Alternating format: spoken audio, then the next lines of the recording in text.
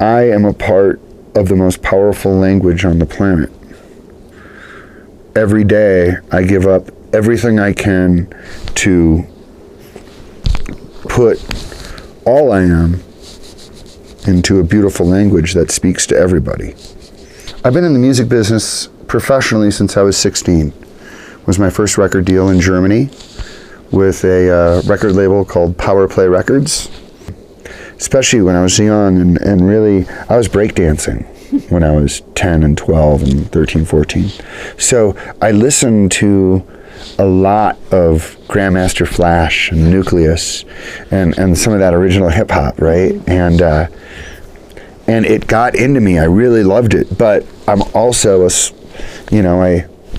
I listen to the Eagles and Fleetwood Mac, and songwriting and singing is my thing. And somehow or another, the production and all that just kind of creeped in. And then one day someone played me a Peter Gabriel record, and that pretty much, that was it. I was part of the creation of what's called trip hop. Okay. Beck and I and a few other people in LA were notably found as like, oh, they're taking hip hop beats and weird production and putting singing in front of it, and doing this stuff. My mom always told me to write the song for the lady in Oogalala, the simple person. Don't write for the book readers in New York. Write for the simplest person you can. And I've always kind of kept that in my mind. What this is the best immersive record it's nominated for. So there's not only a stereo mix on there, but there's also a 5.1 mix.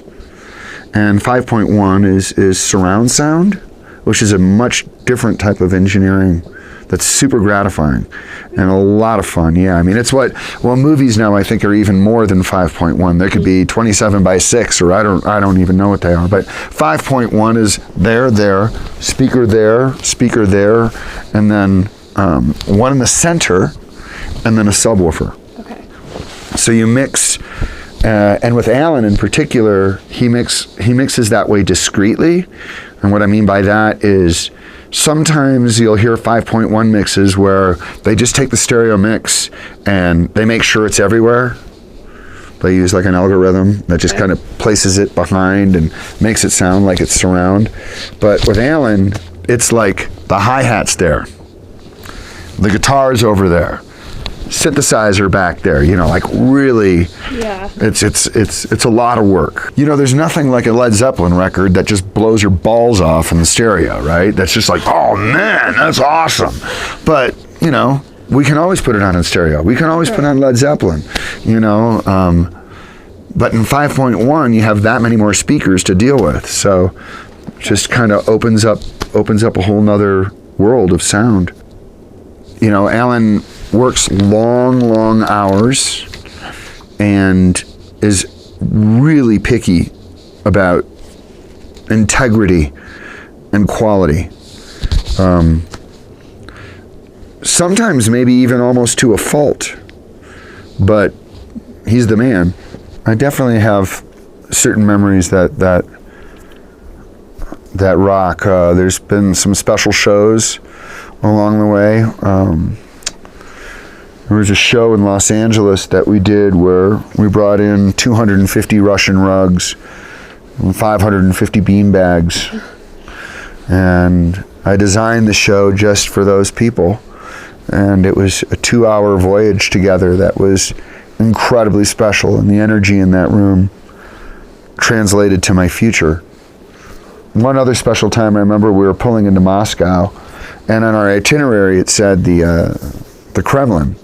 And we were like, playing some rock club called the Kremlin, and we got to Red Square, and I was like, hey guys, I think this is the Kremlin. I think we're here right now, and they're like, really? We're like playing the Kremlin, and we played the Kremlin. Wow. And that was pretty insane.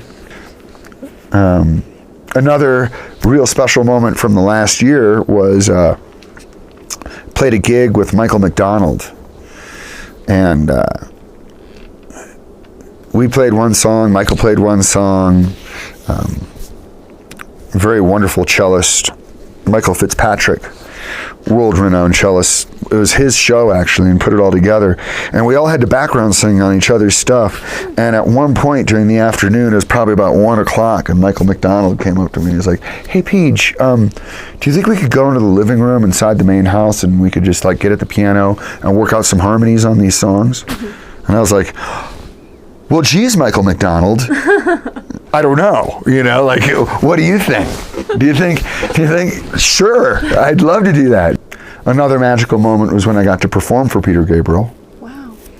And he came up and we talked for about 20 minutes after the show about singing, and he just gave me the absolute most incredible compliments that made me cry my eyes out. I couldn't believe I was hearing the things that I was hearing from PJ Olsson. And the next morning I was in the hotel at breakfast, and a knock on my shoulder, and I turn around and it's PJ Olsson. He's like, "PJ, would you mind if I joined you for breakfast?" And he sat down and we talked for 2 hours. For 2 hours. That was unbelievable. And I've been producing records now and working in the industry for quite a while. But finding young artists, bringing them in here, creating a relationship with them first as a producer and as a mentor guide, and helping them to get their songs flushed out so that, what I really try to teach them is the demographic of the people they're going to be selling their music to, which is something a label never did with me. And now that I'm older, I can talk to a kid and create the understanding of their demographic so that they might hopefully be able to have a more sustainable career in music. We're really proud to have that label, and we're really proud to call it Rebel Remy Records. Yeah. My son was a true rebel in every way. Yeah, just earlier today, actually, we were all in here and we were talking, and the piano played a note, bong, loud enough. We were all like, we all went and looked. No one at the piano. Yeah, we're always like, we keep his hat over there and stuff, and we keep him close. Was he a musician as well? Absolutely. Yeah. Absolutely fantastic. Much more talented of a musician than I could ever dream of being. Because he had something called dexterity. I see round pictures of music and I have a voice, but his hands worked in every way possible. They did all that stuff. And he grew up in it. Right. So, major part of this studio throughout the entire building. And he grew up with me. I mean, at 3 months old, I was making a record and he was in the Baby Bjorn. I'm like reaching over a mixing board and he's like, like that, he just like grew up in it. So, and yeah, we're really, it takes time to develop a label. I'd like it to go faster, but there's a lot of other things happening in life, I really listened to my dad, who said to me, he's like, gratification is one thing and being really good, he goes, but realistically, it's how you affect another person's life.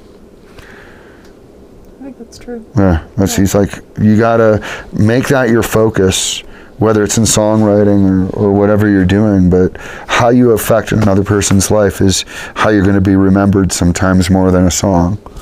And that's probably some pretty darn good advice my dad gave me. I will say I've watched the popular side of the Grammys kind of disintegrate over the last 10 years a little bit. But at the same time, art reflects society. We are the most misinformed society that is just, what is reflecting society right now is exactly what should happen. That's going to change. That disposable art thing I talked about eventually is going to disintegrate. And all of that beauty and wonder and vitality of creativity is going to be back in its purest form in the next 10 years. So it's a good time for me to be as old as I am and try to work with as many, young artists as possible to help them formulate that change that I'm really excited about.